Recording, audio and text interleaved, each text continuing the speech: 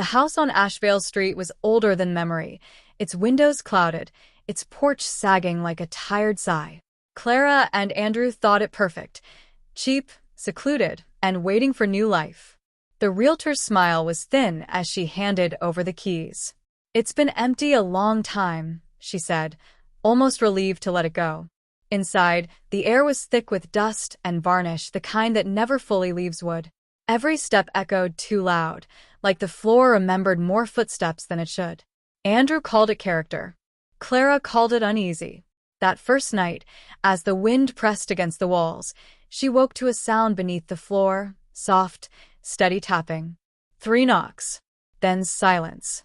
She held her breath, waiting. A moment later, it came again. Slower. Closer. And this time, it stopped only when she whispered, "Who's there?" Morning sunlight made the house seem harmless again. Dust floated lazily through the air, and the scent of fresh coffee helped push away the unease of the night. Andrew laughed when Clara mentioned the knocking. "Old houses creak, that's all," he said. She tried to believe him. Yet, when she stepped across the hallway, she felt it, a faint vibration beneath her feet, like something shifting just under the wood. Later, while sweeping the living room, her broom snagged on a crack between the planks. When she knelt to check, she saw something dark wedged inside. A thread? No, hair. She pulled back quickly, heart-thudding. The floorboards seemed to hum, low and steady, as if the house had taken a breath. That night, she placed her ear to the floor, half mocking her own fear. For a moment, there was nothing. Then came the whisper, soft, almost pleading. Asterisk, don't wake them. Asterisk. The third night brought rain. Hard, relentless, and cold. Clara couldn't sleep. The tapping had returned, faint but rhythmic, tracing beneath her bed like footsteps too light to be human. She followed the sound to the hallway, lantern in hand. Near the baseboard, one plank sat uneven, raised slightly at one edge. It hadn't been like that before. When she pressed it down, the tapping stopped. When she lifted her hand, it started again. Heart pounding, she fetched a screwdriver and pried the plank loose. The air that rose was stale, like breath trapped for decades. Beneath lay a narrow space, and inside it, something wrapped in fabric, brittle with age. She unrolled it carefully and found a small wooden carving.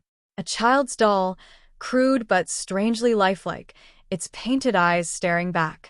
A distant creak echoed through the house. She froze. The lantern flickered once. Then a whisper brushed her ear. Asterisk, you shouldn't have touched it. Asterisk. After that night, the house changed. It breathed differently, walls sighing, windows shuddering though no wind stirred outside. Clara tried to ignore it, to pretend the doll was just an old keepsake left behind. But its eyes, they followed. She placed it on a shelf in the study. By morning, it had moved, now sitting near the window, facing her side of the bed. Andrew swore she'd just forgotten. But that night, he woke to the sound of scratching behind the walls. Clara pressed her ear to the plaster. Something shifted there. Fingers? Nails? She could hear a faint giggle, high and distant, like a child playing a cruel game. Andrew tore open part of the wall the next day, certain of rats. Nothing. Only dust and old wood. Yet as he patched it back, Clara saw thin carvings etched inside the beams. Tiny faces, dozens of them, mouths open in silent screams. And from somewhere deep in the wall came a whisper. Asterisk, we remember you. Asterisk. The next morning, Clara searched the library for answers. The house had belonged to a man named Elias Brandt, listed as a carpenter, though few remembered him. She found an old newspaper clipping tucked in a ledger. Asterisk, local craftsman disappears amid accusations of witchcraft. Asterisk. The article spoke of strange noises, children's laughter in empty rooms, and furniture carved with uncanny detail. Brandt had been last seen working on the Whitlock residence, the same house Clara and Andrew now called home. When Andrew returned from town, she showed him the clipping. He frowned uneasy.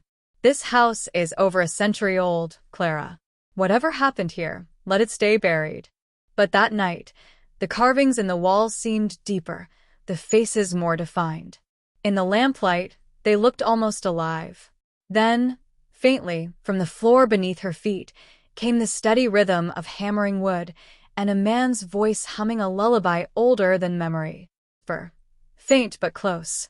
Asterisk, you shouldn't have read the ledger. Asterisk. Heart pounding, Evelyn knelt, pressing her ear to the floor. A breath of cold air brushed her cheek from the cracks between the planks. Then a single nail rose slowly, twisting free on its own. Beneath it, darkness yawned. She reached for her lantern, trembling. As the flame flickered to life, she saw a pale hand pushing up from beneath the boards, thin, splintered, and reaching for her. Evelyn stumbled back as a voice rose from the gap, deeper now, pleading and furious all at once. Asterisk, finish what he started. Asterisk. Evelyn ran from the parlor, the voice still echoing through the house. She locked herself in the study, her breath ragged. On the desk lay the ledger she had found days earlier, pages filled with names, dates, and strange markings. She flipped to the last entry, her great-grandfather's handwriting scrawled in panic. Asterisk, it moves still. The floor will not hold it much longer. Asterisk. The hammering resumed, closer this time, traveling down the hallway like footsteps. She pressed her hands over her ears, but the sound burrowed through, steady, relentless. Then she noticed it. Every place where the hammer struck, the wood darkened, spreading like rot. Her lantern flickered. A shape began to crawl from beneath the threshold, a figure half-formed, its face hidden in shadow. Evelyn whispered, "What are you?" The thing paused, its voice scraping like dry leaves. Asterisk, not what. Who? Asterisk, then it smiled, a perfect reflection of her own face. The creature stood, mimicking her movements as though studying her. Every time she stepped back, it stepped forward. Its grin widened, teeth too white, too many. You shouldn't be here, Evelyn whispered. Neither should you, it replied, tone eerily calm. Asterisk, he buried us, so deep we forgot our names. But your blood remembers. Asterisk.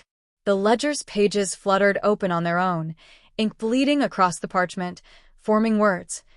Asterisk, seal the boards before nightfall. Asterisk. The creature lunged, and Evelyn swung the lantern. It shattered, spilling fire across the floor.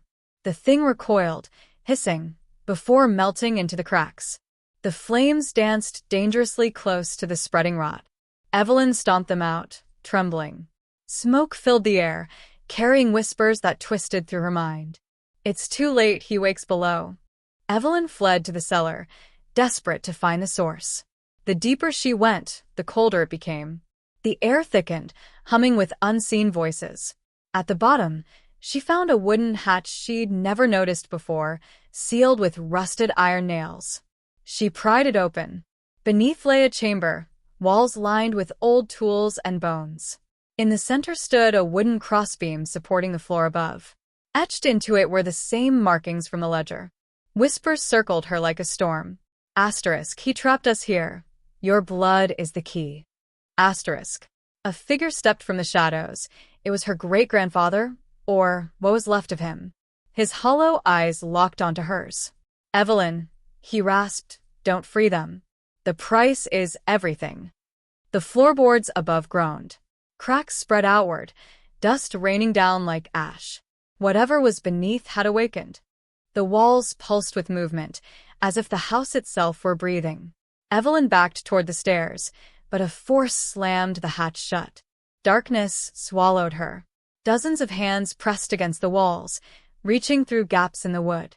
Faces flickered in the dim light, some children, others distorted and ageless. You can end it, they whispered in unison. Give us back what he took. Evelyn's lantern sparked faintly, illuminating a symbol carved into the dirt, an unfinished circle. Her great-grandfather's journal had mentioned it. Asterisk, complete the circle, and the floor will feed.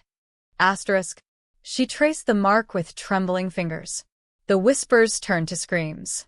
The ground quaked, and black water seeped from the walls. Then silence. From above, the hammering returned, slow and steady. But this time it wasn't from below. It was coming from the ceiling. Evelyn climbed out of the cellar to find the house transformed. The walls warped inward, wood bending like ribs. The ceiling bulged, as if something massive pressed from above. Her own reflection followed her in every window, lagging a heartbeat behind. When she blinked, the reflection didn't. From the upstairs hall, a voice called softly, finish the circle. Evelyn's reflection smiled, stepping out of the glass. It carried the ledger in one hand and the cracked lantern in the other.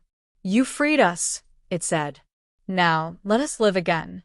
The reflection reached toward her, fingers merging with her own.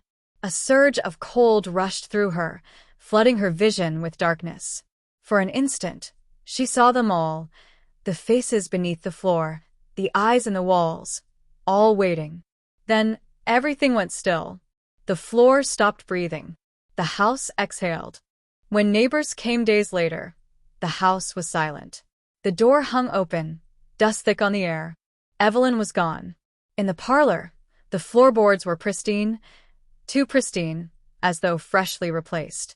A faint hum echoed beneath them, rhythmic, like a heartbeat. The ledger sat on the mantel, a new entry scrawled inside in Evelyn's handwriting. The circle is complete. Sometimes, on quiet nights, passers-by swear they hear hammering from inside the old Whitlock House. Others say they see a woman in the window, her reflection moving before she does. And if you press your ear to the floorboards long enough, you might hear her whisper, don't look beneath.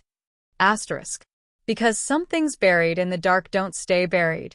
They build new floors to sleep under, waiting for the next curious soul to listen.